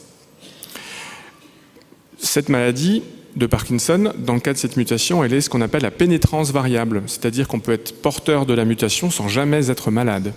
Et quand on étudie de plus près une population de 100 individus qui sont porteurs de cette mutation, qu'on les suit longuement, on les retrouve à 70 ans, il y a seulement 50% d'entre eux qui sont malades, la plus grande probabilité de ne jamais être malade. La deuxième chose, c'est que on est incapable de dire à Sergey Brin s'il va vraiment développer la maladie de Parkinson. Et ça, c'est même en 2018, quand on est fortuné. Incapable de savoir si elle va débuter. Le cas échéant, quelle va en être la gravité. Quand est-ce qu'elle va commencer? On est incapable de la guérir. On ne peut même pas la ralentir ou la retarder. On peut simplement, de façon assez efficace, il faut le dire, en améliorer les symptômes lorsqu'ils apparaîtront. C'est-à-dire peut-être jamais ou peut-être seulement dans 30 ans. Et donc Sergey Brin s'est accroché une épée de Damoclès au-dessus de la tête. Son comportement s'est modifié. Il nous raconte qu'il fait du sport, qu'il modifie son régime alimentaire pour diminuer son risque d'être malade, sans que ceci ne soit corroboré par aucune donnée scientifique. Le seul bon point, c'est un peu sarcastique, mais c'est qu'il donne des millions d'euros à la recherche sur la maladie de Parkinson. Ça, c'est un bon point. Alors, pourquoi je vous raconte cette histoire? C'est parce que Jean-Paul Sartre disait que la véritable liberté, ce n'est pas de pouvoir faire ce que l'on veut, c'est de vouloir ce que l'on peut. Et Sergey Brin, là, pouvait faire cette analyse.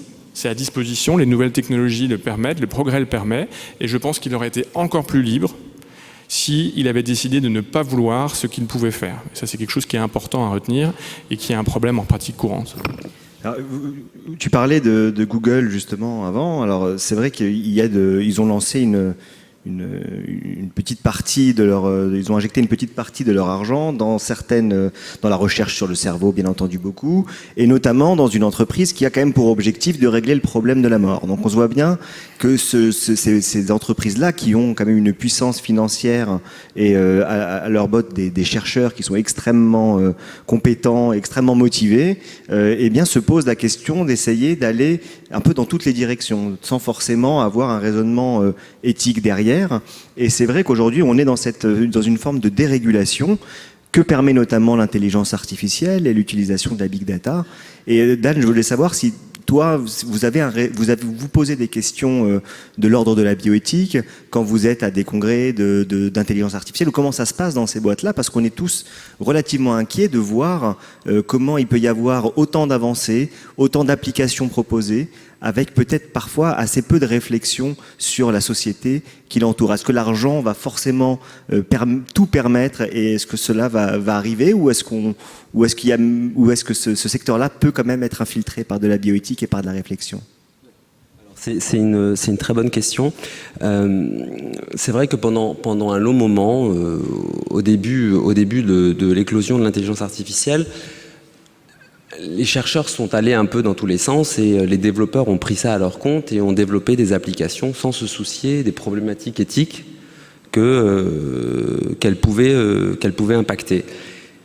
Il y a un problème assez standard dans l'intelligence artificielle et qui nous concerne tous, parce qu'un jour nous conduirons avec des voitures qui seront complètement autonomes, et ceux qui mettent en place ces voitures autonomes ont créé des problèmes. Et un des problèmes très connus, c'est le problème de « il faut tuer qui ». C'est quoi la question? C'est qu'on est en voiture, il y a une voiture autonome, et il va falloir qu'elle prenne une décision, parce que soit elle écrase les deux enfants, soit elle écrase la mamie et sa fille. Et on essaye de faire apprendre à la machine, ou en tout cas de donner une information à la machine, un pouvoir de décision à la machine, qu'est-ce qu'elle va devoir exécuter lorsqu'elle sera dans cette situation où il n'y a finalement que deux alternatives l'une plus horrible que l'autre, mais il va falloir résoudre ce problème. Donc c'est des questions qui se posent et qui émergent lorsqu'on parle d'intelligence artificielle et qui de facto vont soulever des questions éthiques.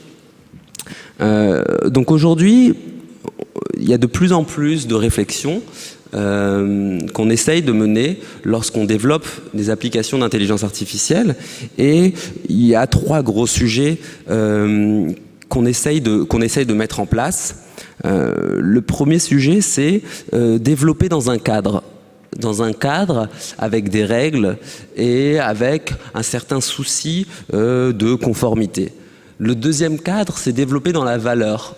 Quelle valeur, et réfléchir dans la valeur, quelle valeur doit-on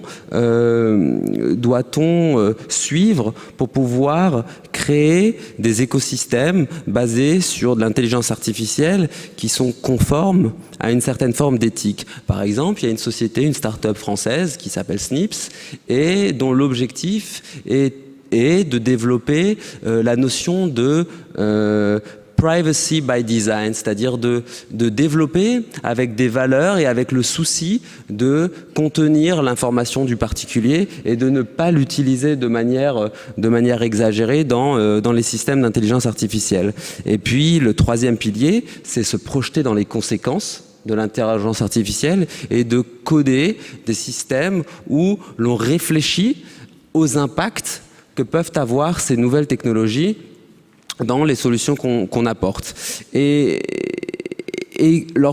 lorsqu'on développe ces outils, ces nouveaux systèmes d'intelligence artificielle, en faisant attention à la conformité, en faisant attention à la valeur, en faisant attention à la conséquence, je crois qu'on peut arriver à développer des solutions qui sont plus constructives que destructives. Et que penser toujours dans cette optique des bonnes fées ou des mauvaises fées, là aussi c'est quelque chose dont on a beaucoup entendu parler, c'était l'évolution générale du quotient intellectuel de l'espèce humaine. Et bien entendu, on peut imaginer aussi que le quotient intellectuel va reposer sur des strates génétiques, voilà. Oui, donc ça marche mieux, peut-être mieux comme ça.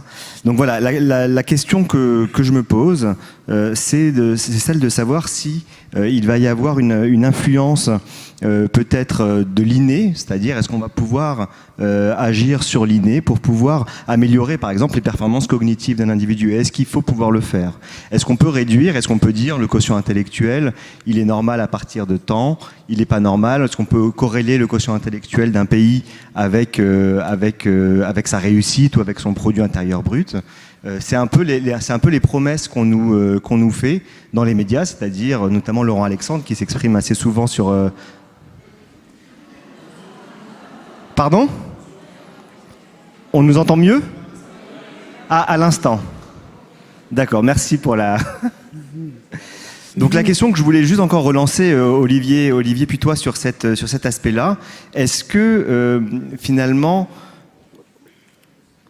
Dans les bonnes fées ou dans les mauvaises fées, est-ce qu'on peut agir au cœur, c'est-à-dire sur la génétique de l'individu? Est-ce que ce serait intéressant, est-ce que c'est pertinent de dire il y a une corrélation entre le quotient intellectuel, par exemple, et le degré d'humanité ou le fait d'être un homme bon ou un homme moins bon?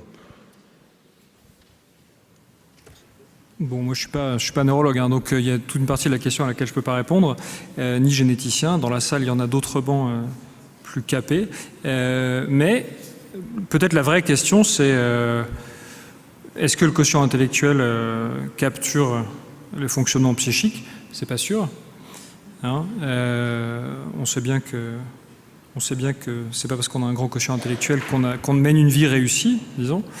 Donc c'est une première remarque. Et peut-être la deuxième, c'est que qui n'est pas directement sans rapport d'ailleurs, mais c'est pourquoi vouloir ça? Je veux dire, effectivement, Dan parlait qui est spécialiste de toutes les questions qui sont liées à l'algorithmisation de certains processus de pensée. Une partie des tâches, on pourra s'en décharger sur les machines. Je pense que la question n'est pas du côté du quotient intellectuel, mais plutôt peut-être de ce dont parlait Mathieu quand il parlait de la dimension ludique. Ça, on voit très bien, par exemple, que quand les enfants apprennent ce que nous on appelle le symbolisme, etc., c'est-à-dire remplacer les choses les unes par les autres, et quand ils commencent à se créer une représentation du monde, disons, pour dire les choses très rapidement, on voit bien que c'est ce genre d'expérience et les courts-circuits ou les choses qui peuvent, nous, adultes, nous sembler plus étonnantes, qui sont la matrice, en fait, de pensée véritablement créatrice. Hein. Je pense qu'il faut faire de mon point de vue, la véritable question, c'est savoir si ce qui a de la valeur, c'est l'intelligence ou ce qu'on pourrait appeler, faute de mieux, la pensée. C'est-à-dire une appréhension des choses un petit peu plus larges qui fasse appel aussi à la dimension ludique. C'est hyper trivial, mais beaucoup de très grands créateurs, Alexandre Grothendieck par exemple, qui est considéré par beaucoup comme le plus grand mathématicien du XXe siècle, largement, pourtant il y en avait quelques-uns, ou Johnny Nash, un autre grand mathématicien, donc, qui vers la fin de sa vie avait décompensé sa psychose complètement. Et bon, il a quand même révolutionné certaines parties, notamment de la théorie des jeux. Bon, est-ce que ce qui compte, c'est une intelligence pragmatique et une capacité à répondre à certains types de questions plus opérationnelles? J'en suis pas sûr. Alors ma réponse, c'est une espèce de non-réponse qui décale la question. Bon, je suis aussi là pour ça.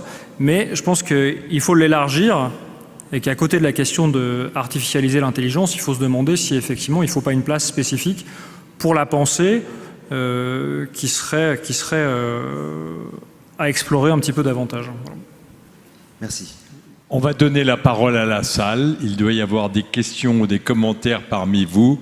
Monsieur, levez-vous, présentez-vous. Léo Beau, étudiant en sciences de la vie. D'abord, merci à vous parce que c'était très très intéressant, je trouve. Merci. Alors moi, ma question, elle est par rapport à ce qui se relaie vachement sur le cerveau. Dans les médias, par exemple, il y a une notion qui est vachement revenue, qui est qu'on n'utilise que 10% de notre cerveau. Ça a été même l'objet de certains films.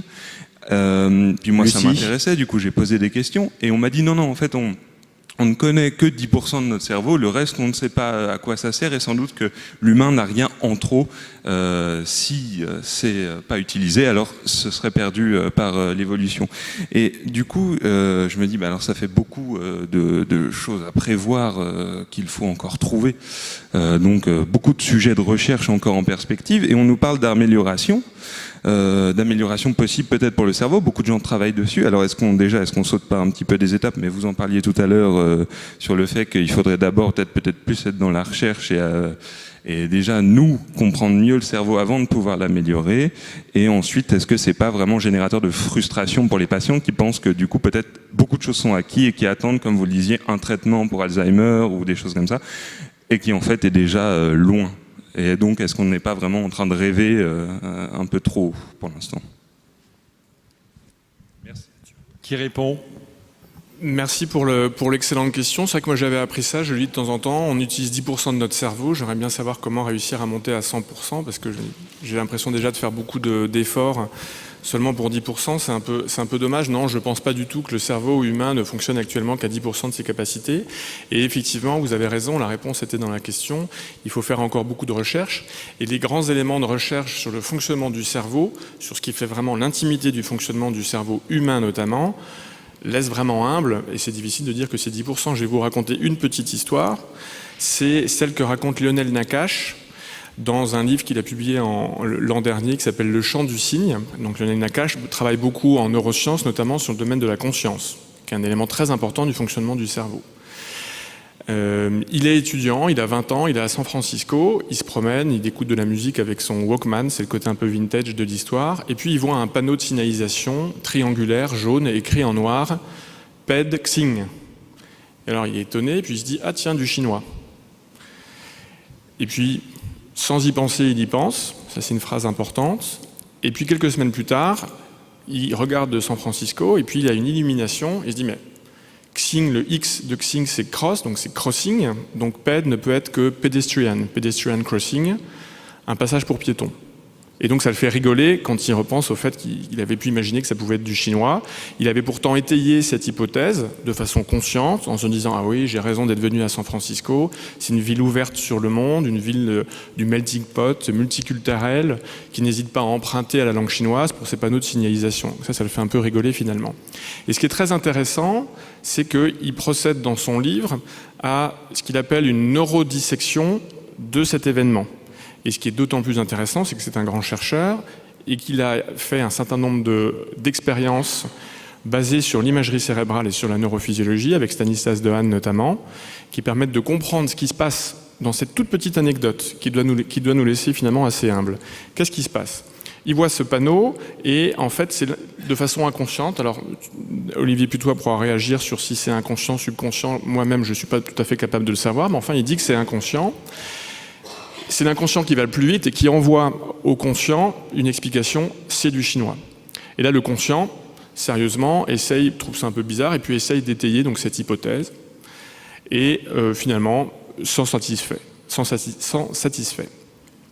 Sauf qu'on arrive dans un état un petit peu, et là encore, Olivier pourra peut-être rebondir, dissociatif, un petit peu psychotique, où, alors que le conscient pense avoir résolu le problème, l'inconscient continue à trouver une autre solution. C'est pas banal. Et l'individu est finalement dans un état où, à son insu, il doute de ce qu'il croit croire. C'est ce qu'écrit Lionel Nakache. À son insu, il doute de ce qu'il croit croire. Jusqu'à ce que l'inconscient, dans une espèce de fulgurance, trouve une meilleure explication, tchac, qui fait irruption dans le conscient, pedestrian crossing, et le conscient, là, est tellement convaincu par cette explication qu'il envoie une injonction à l'inconscient en disant « arrête de chercher, c'est bon, on a trouvé la solution ». Donc il y a une sorte de balai entre le conscient et l'inconscient qui est très intéressant, qui d'ailleurs illustre bien la phrase de Paul Valéry qui dit que le conscient règne mais ne gouverne pas. Et je trouve que cette histoire est très intéressante parce que on a déjà du mal à savoir comment le conscient fonctionne. Si en plus, il faut rajouter l'inconscient dans le fonctionnement du cerveau, c'est plus une histoire de 10% de fonctionnement, c'est une histoire de qualitatif. Et c'est une histoire qui est d'ailleurs très intéressante parce qu'on a des tenants du post-humanisme et de l'intelligence artificielle. Alors Dan nous dira peut-être ce qu'il en pense, il n'a pas du tout parlé de ça heureusement, il est certainement beaucoup plus raisonnable, qui nous disent que bientôt l'intelligence artificielle va surpasser l'homme et surtout être dotée d'une conscience propre, et qui va peut-être se retourner contre l'humain. Et quand on voit la complexité de la conscience et encore le problème de l'inconscient dans le cerveau humain, on a du mal à imaginer, on ne saurait d'ailleurs pas par où commencer, la physique, la chimie, la biologie, pour doter une machine d'une conscience. Voilà. Et juste pour rajouter, effectivement sur les 10%, il y a parfois une confusion en fait, c'est-à-dire que ce qu'on a du mal, c'est pas tellement 10% qu'on n'utilise pas, c'est certainement 80%, 90% qu'on ne comprend pas.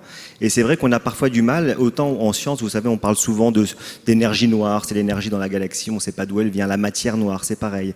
Eh bien, pour le cerveau, il y a aussi un terme avec le terme, la terminologie noire qui existe, je crois que c'est l'énergie noire aussi, c'est-à-dire qu'on ne comprend pas où passe 80%, on estime la consommation en oxygène ou en glucose du cerveau, et on arrive à en expliquer à peu près 10%, et on ne sait pas ce qui se passe dans 80 ou 90% restants, mais c'est pas tellement qu'on ne l'utilise pas, c'est surtout qu'on ne sait pas à quoi cette ressource de glucose est utilisée. Bonsoir, Marc Roux, je suis porte-parole de l'association française transhumaniste Technoprog. Merci d'abord, merci à M. Hanheim notamment de ces nombreuses explications que je trouve vraiment passionnantes.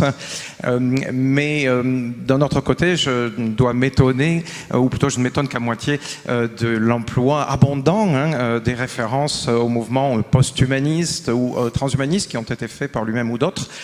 Juste un mot à ce sujet-là et je viens à ma question.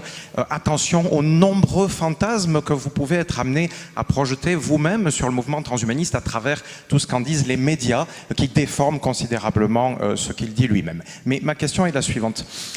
Vous nous avez dit que toucher au transhumanisme, de toucher au cerveau bien sûr, donc c'est toucher au propre de l'homme, ou encore que essayer d'améliorer le cerveau, c'était finalement aller vers de l'inhumain. Or, il me semble, vous allez me corriger, que le Comité consultatif national d'éthique français, en 2014, si je ne me trompe pas, par un rapport, peut-être numéro 213, quelque chose comme ça, donc s'est intéressé à la neuroamélioration. Et dans ce rapport, il indique rapidement deux choses. D'une part, qu'il faut prendre les plus grandes précautions. On ne sait pas au jour d'aujourd'hui si on est vraiment capable d'améliorer. Peut-être que oui, peut-être que pas ou pas bien.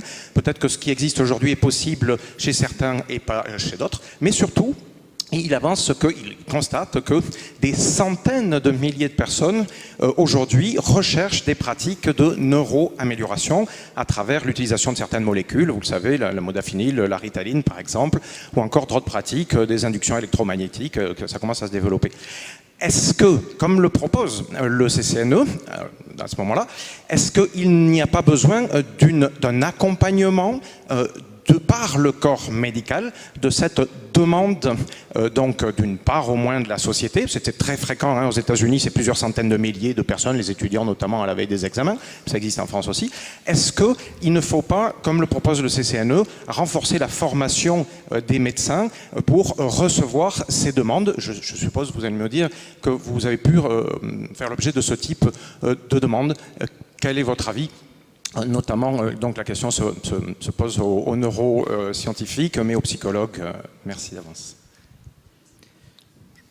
Je ne crois pas qu'il y ait de critique particulièrement de cette idée de neuroamélioration. Je pense que les neurologues essayent de manière générale toujours d'améliorer le fonctionnement du système nerveux de leurs patients. Après, il y a beaucoup de livres, Mathieu Hanheim en a parlé avant, il y a beaucoup de choses très pratiques qui permettent d'améliorer effectivement les capacités cognitives ou d'entretenir en tout cas les capacités cognitives dans le temps. Je crois même qu'il y a des mesures auxquelles on ne s'attend pas forcément qui permettent d'améliorer notamment dans le temps les capacités cognitives. Je ne sais pas si Mathieu veut dire un mot sur les vaccins par exemple.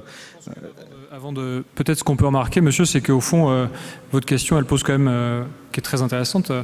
La question, c'est, vous dites, il y a cette demande, mais c'est pas une demande curative. Évidemment, ce n'est pas une critique, mais c'est un constat. Et donc, du coup, c'est intéressant de demander ça à un médecin qui, a priori, prend en charge des gens qui ne vont pas bien. Là, c'est quelqu'un qui va d'une certaine façon et qui considère que ça ne lui va pas. C'est donc assez différent. Tu peux préciser par rapport à ça, mais je pense qu'il ne va pas de soi que cette question puisse être posée à un médecin, en tout cas. Je ne sais pas ce que tu en penses. Mais... Je ne sais pas si on m'entend. Oui, je pense qu'on m'entend. Si vous avez retenu ce que je disais tout à l'heure, le cerveau, c'est quelque chose de très fragile de par sa complexité. Comme n'importe quelle belle machine, plus c'est difficile, plus c'est compliqué, plus c'est facile à enrayer. Maintenant, intervenir sur le cerveau, comme je vous disais tout à l'heure, imaginez ces milliards de réseaux qui sont connectés, dont on ne sait pas exactement le fonctionnement exact. Si on commence maintenant à intervenir à l'échelle de la chirurgie esthétique, c'est-à-dire, comme vous disiez, ça me convient pas, ma mémoire n'est pas suffisante, ou telle capacité n'est pas suffisante, je veux la modifier. Si on intervient sur les réseaux, en implantant une électrode et tout, qu'est-ce qu'on est prêt à sacrifier d'autre? Vous savez, j'en discutais justement avec une collègue psychologue il n'y a pas longtemps, on le voit très bien dans les traumatismes crâniens, dans les AVC et tout, des fois des tout petits AVC très segmentaires, hein, qui interviennent sur 1 cm² par exemple dans l'insula, où on voit le caractère, les goûts des gens. Par exemple, quelqu'un qui aimait le hard rock et tout, du jour au lendemain, AVC insulaire, il ne supporte plus, c'est la musique classique qui est son nouveau kiff. Donc, si on intervient sur votre cerveau pour soi-disant l'améliorer, qu'est-ce que vous êtes prêt à sacrifier? Moi, c'est un petit peu la question que je vous retourne. Et puis notamment sur la question des médicaments, j'ai entendu parler de modafinil, j'ai entendu parler de Ritaline.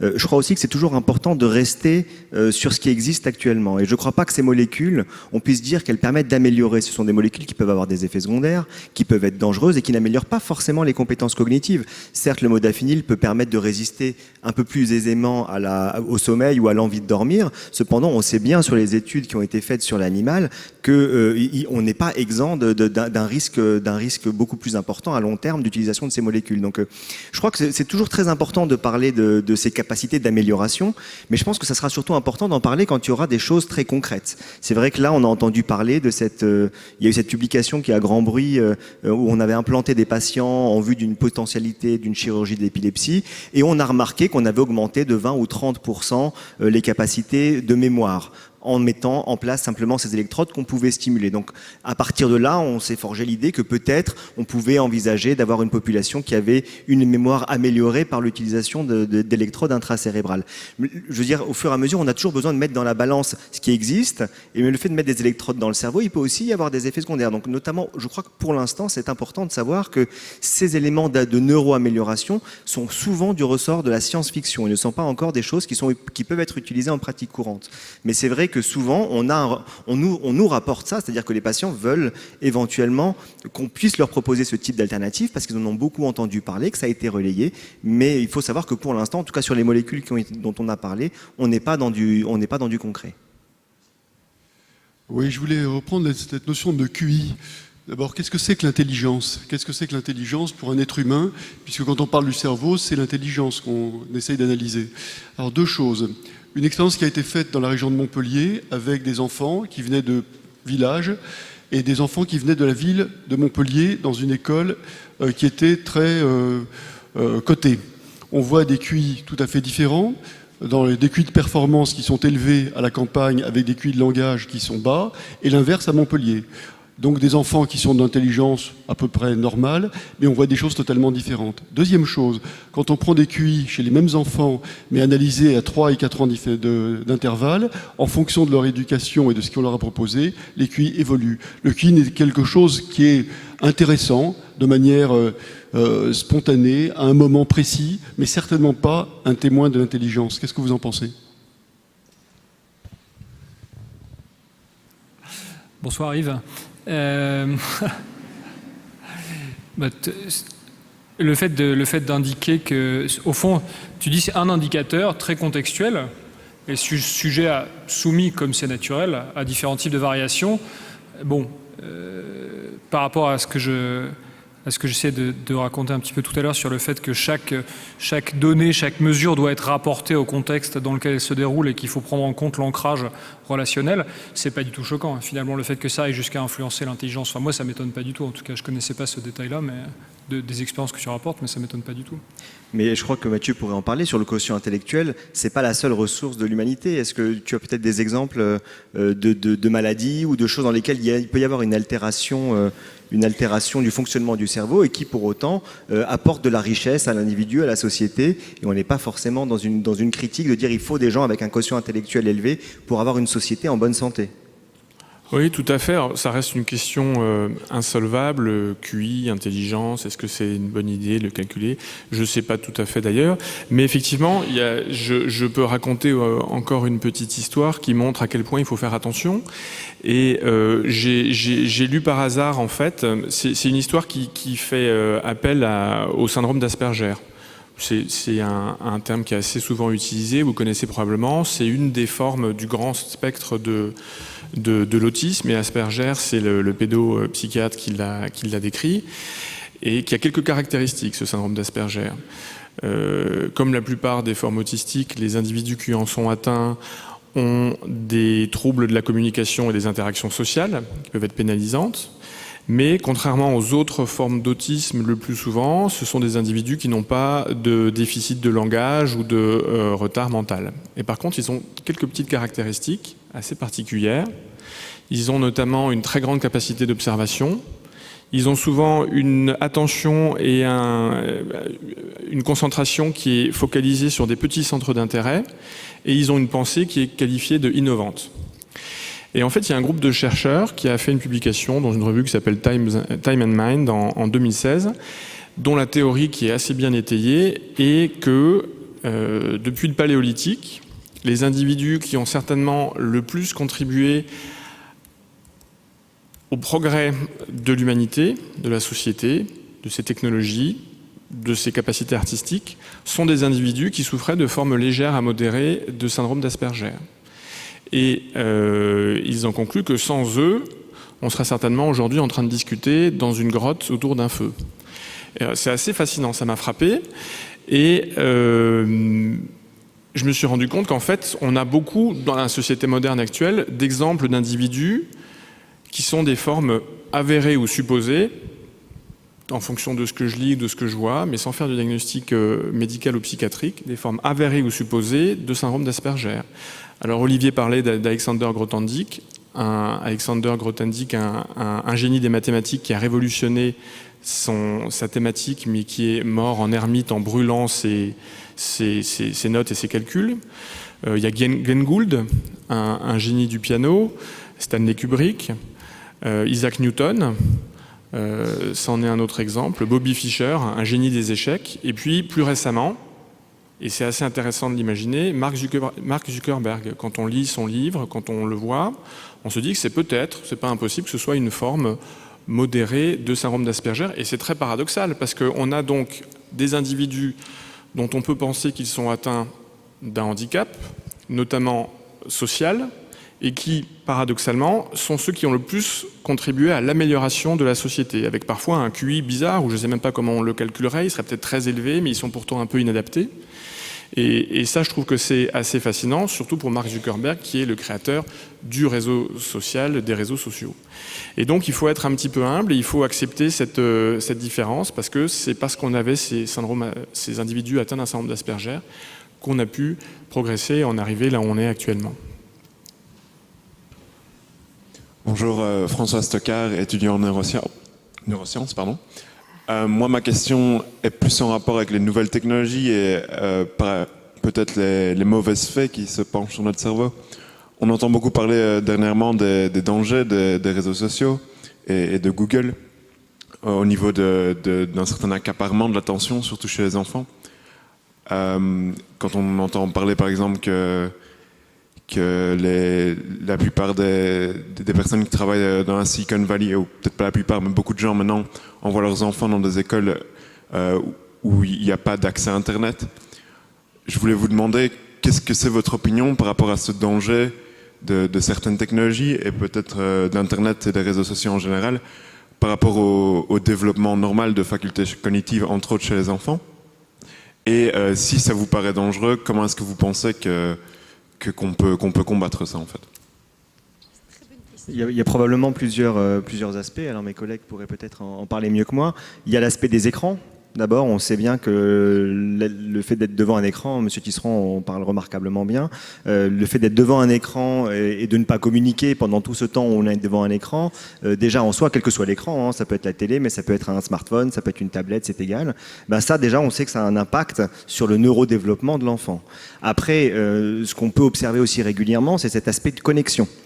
Cette hyperconnexion qui est très présente, cette rapidité d'information, cet échange qui est constamment présent, et ça, Lionel Nakache en parle aussi très bien dans ses ouvrages, ben, cette hyperconnexion, elle est parfois responsable, alors on appelle ça aujourd'hui le burn-out, on appelle ça les troubles du neurodéveloppement chez l'enfant, le fait d'accéder à énormément d'informations sans que ces informations soient forcément expliquées ou soient forcément pertinentes, ça peut poser un certain nombre de difficultés. Maintenant, je crois qu'il ne faut pas non plus jeter l'opprobre ou l'anathème sur ce genre sur les nouvelles technologies, parce que les enfants qui naissent en 2018, et il va falloir qu'ils soient au courant de ces technologies, qu'ils puissent les utiliser. Après, est-ce qu'il faut réguler l'accès?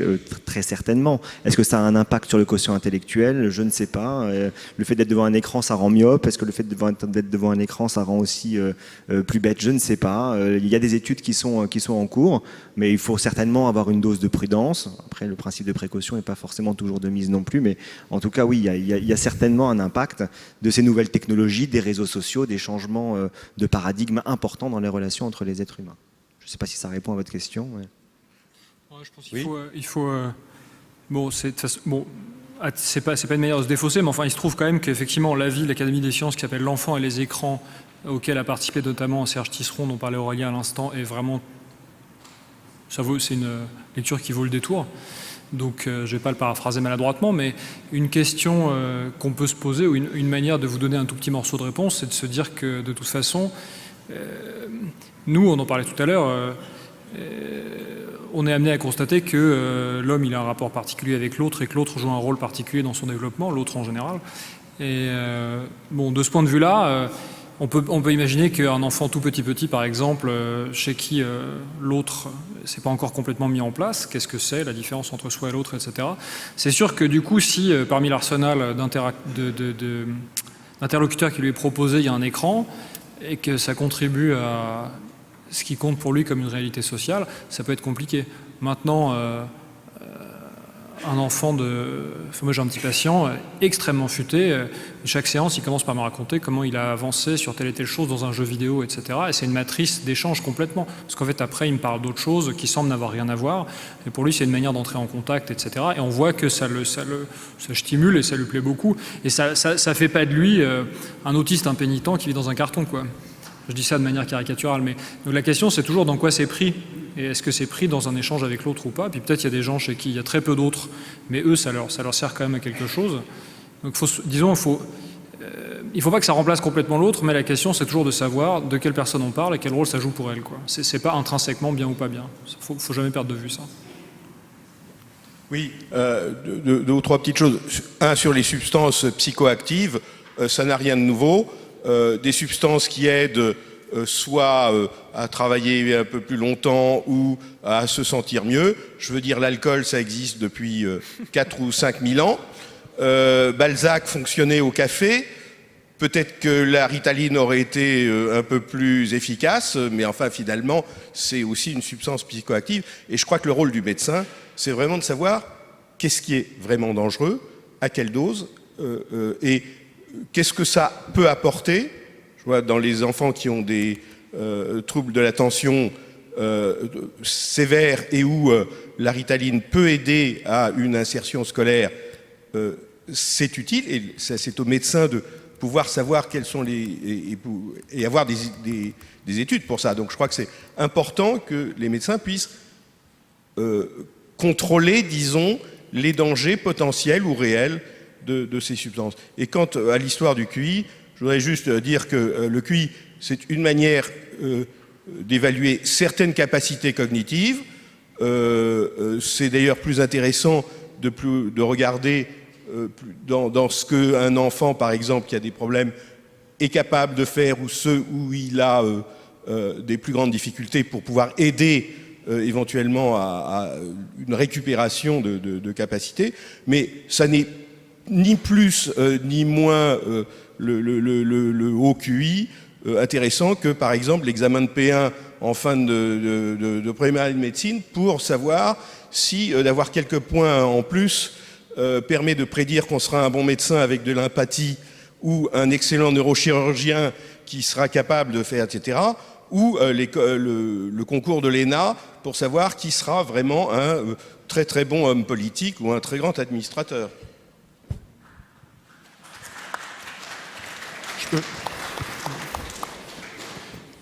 Je voulais en profiter pour faire, pendant qu'il y a une nouvelle question, si j'ai une minute, pour faire abonder dans le sens de Jean-Loup Mandel avec l'exemple du modafinil, de la Ritaline.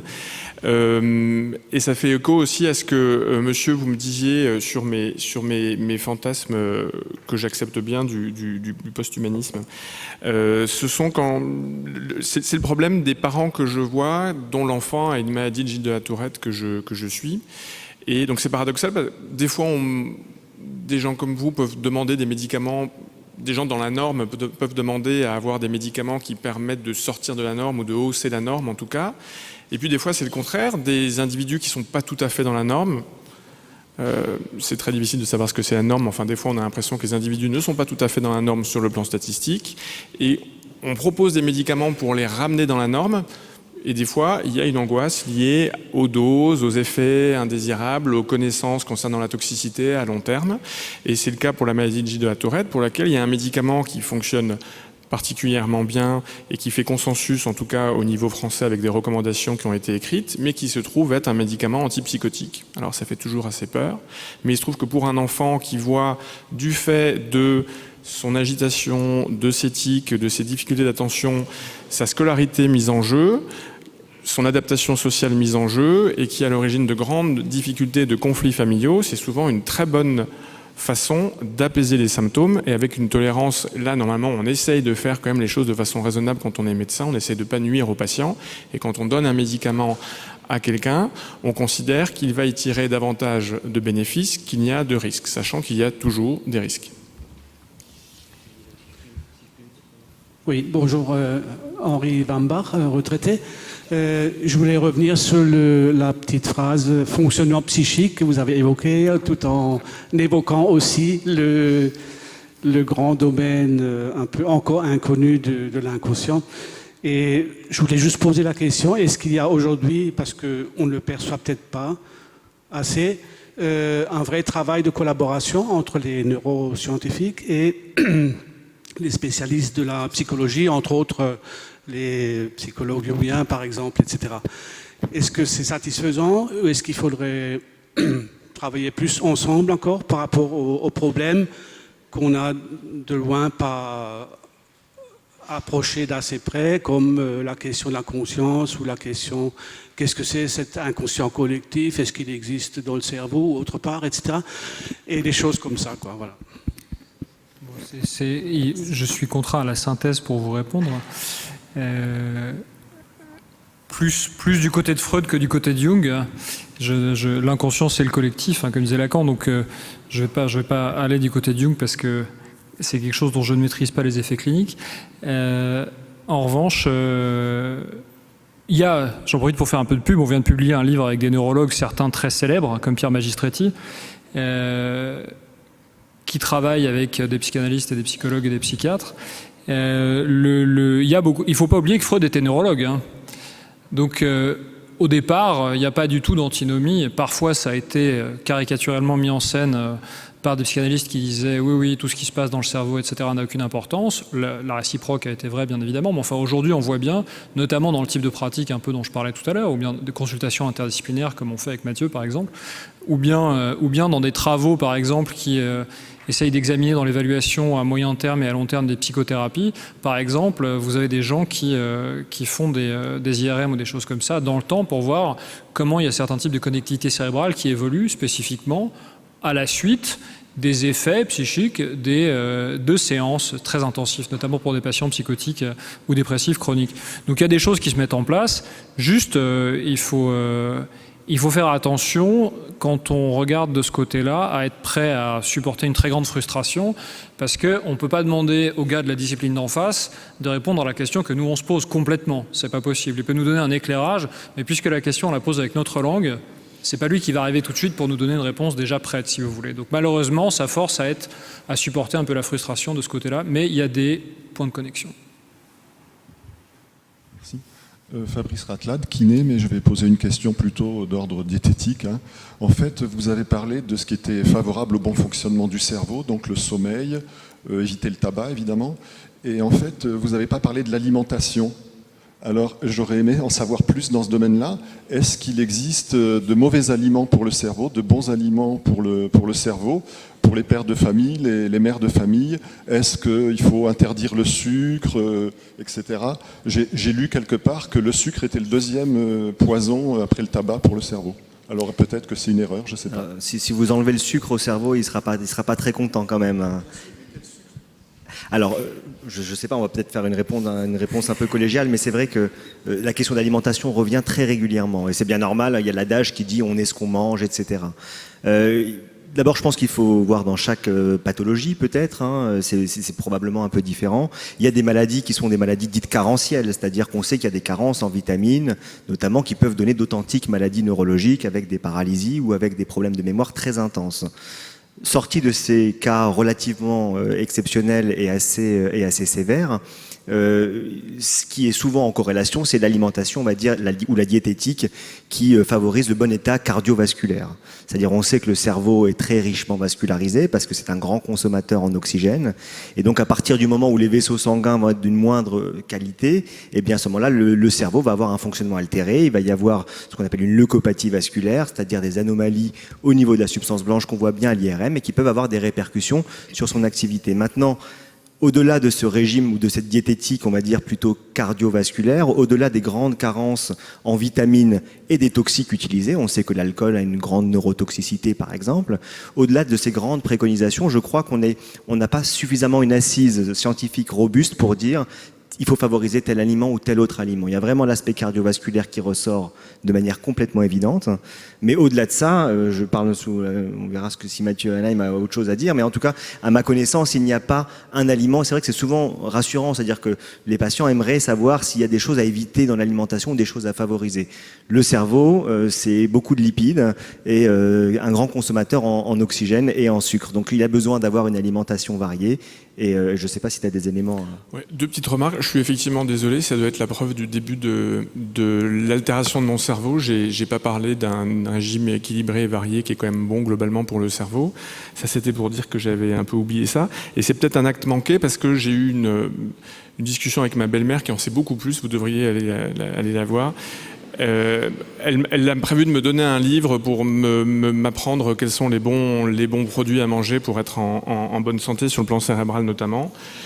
Voilà, ça fait partie des carences de la faculté. Et puis une chose quand même, pour être sérieux, très importante, et Aurélien, tu l'as dit, la consommation énergétique très importante du cerveau, très importante, mais il y a des études très intéressantes qui montrent que comparativement aux besoins énergétiques des grandes machines qui sont à l'origine d'algorithmes, le cerveau est très efficace par rapport à la puissance de calcul qu'il a, il utilise très peu d'énergie. Ça, c'est une chose qui est assez intéressante pour comparer les capacités cérébrales humaines aux capacités informatiques et pour garder en tête que dans la thématique actuelle du changement climatique global, du réchauffement climatique, il faut faire attention, il faut se souvenir que toutes les machines, les réseaux sociaux, Internet, c'est à l'origine d'une pollution qui est très importante et qui contribue au réchauffement climatique, alors que notre cerveau, il ne pollue pas beaucoup. Et juste pour rebondir, effectivement, la consommation en oxygène, si on devait modéliser l'ensemble des connexions synaptiques, il faudrait plusieurs centrales nucléaires pour faire fonctionner un cerveau. Je ne parle pas de l'hypercomplexité de la chose, mais vraiment en termes de consommation d'énergie, là où le cerveau a besoin d'un demi-carreau de sucre, il faudrait plusieurs centrales nucléaires pour alimenter le système informatique qui serait à l'origine d'une connexion aussi complexe. Je vais m'attribuer la dernière question et s'adresser plutôt à Dan Grunstein, mais peut-être que vous aurez des remarques. On a longtemps pensé que l'informatique et sa manière de fonctionner avait une analogie avec le fonctionnement du cerveau.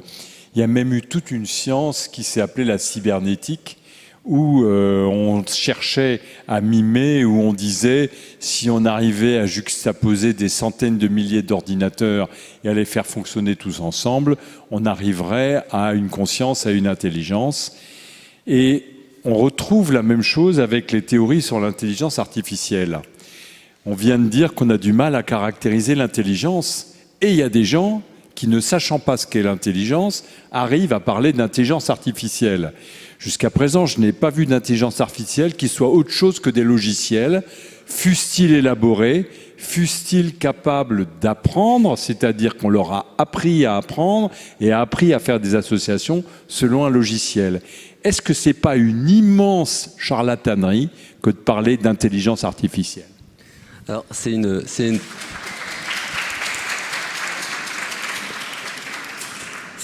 excellente question et la réponse sera peut-être un peu longue. Si j'ai 2 minutes, ça va être très complexe. En 2013, il y a un projet qui a vu le jour qui s'appelle le Human Brain Project. Et le Human Brain Project, le but, c'était, on va dire, de simuler un cerveau humain. C'était en réalité une approche que moi j'appelle ascendante, dans le sens où on essaye de modéliser avec une très très forte granularité le fonctionnement du cerveau et sur la base de cette modélisation de construire des systèmes éventuels d'intelligence artificielle. Le fait est que le Human Brain Project, c'est pas le projet qui a eu le plus de succès, avec des objectifs qui ont été revus par rapport à ce qui avait été fixé en 2013. Et l'objectif aujourd'hui, c'est de simplement cartographier notre cerveau avec un minimum de précision. Et du coup, c'est vrai que si on perçoit l'intelligence artificielle comme étant la volonté de créer de manière naturelle de l'intelligence aussi élaborée que celle du cerveau, je pense qu'effectivement, vous avez raison, c'est du charlatanisme. Et puis, il y a une autre approche. Il y a une approche plus phénoménologique ou une approche plus de concept où on essaye de modéliser des concepts pour essayer de faire émerger de l'intelligence artificielle. Et là, je dois dire qu'on est loin du charlatanisme. Pourquoi ? Parce que vous dites que les algorithmes, on leur a appris à apprendre. Il y a aujourd'hui des technologies qui permettent de faire émerger de l'intelligence sans avoir fait apprendre à la machine. Vous avez sûrement entendu parler de l'algorithme de Google qui a permis de battre un joueur coréen, le champion du monde au jeu de Go. Lorsqu'on rentre dans la fine compréhension de comment elle a réussi à faire ça, on s'aperçoit en fait que l'hypothèse qu'on aurait pu avoir, c'est qu'on a donné à manger à la machine des centaines et des milliers de configurations différentes de jeux de Go pour que la machine en fasse une extraction de la substantifique moelle de cette intelligence-là et l'utilise ensuite par la capacité à faire des calculs à battre un joueur de Go. En réalité, c'est pas ce qui s'est passé. En réalité, la machine est allée beaucoup plus loin. La machine a utilisé des concepts du coup qui sont pas des concepts, on va dire, ascendants, des concepts descendants, c'est-à-dire on a essayé de modéliser phénoménologiquement comment le cerveau pouvait éventuellement fonctionner. Et sur la base de ces modélisations, on a dit, voilà, il y a certaines notions, notamment le renforcement automatique par apprentissage, certaines notions d'apprentissage ont été d'une certaine manière codées et la machine a réussi à elle-même construire son propre écosystème pour apprendre. C'est-à-dire qu'il n'y a plus besoin de ces bases de données, de ces datas dont on parle tous. C'est la machine qui a elle-même créé ces datas-là, qui a elle-même construit son propre circuit d'apprentissage pour faire émerger une certaine forme d'intelligence. Et j'en viens même beaucoup plus loin. Qu'est-ce qui s'est passé dans ce jeu de Go ? Lorsqu'on a regardé les premières étapes de ce jeu de Go et les dernières étapes à la fin de la partie, on s'est aperçu que les premières étapes et les dernières étapes, la machine avait construit des systèmes de jeu qui étaient extrêmement équivalents à ceux de l'homme. Par contre, lorsqu'on rentrait dans le jeu, c'est-à-dire ni au début ni à la fin, mais vers le milieu, on s'apercevait que la machine effectuait des trajectoires de pions complètement insolites. Un peu à la manière, toute proportion gardée, d'une personne atteinte d'Asperger qui pense des fois à des choses complètement insolites pour pouvoir faire émerger une idée nouvelle. Et bien la machine a proposé des stratégies dans lesquelles l'homme ne s'est pas du tout reconnu. Et du coup, cette nouvelle forme d'intelligence a permis justement de créer aussi, on va dire, un cercle vertueux dans l'amélioration de l'homme, puisque l'homme, du coup, analyse ces stratégies insolites et regarde comment elles sont construites. Donc oui, d'une certaine partie, l'intelligence artificielle, lorsqu'elle n'est pas traitée par des gens sérieux, c'est une certaine forme de charlatanisme, et d'un autre côté, on a réussi quand même à faire émerger des choses très intéressantes. Si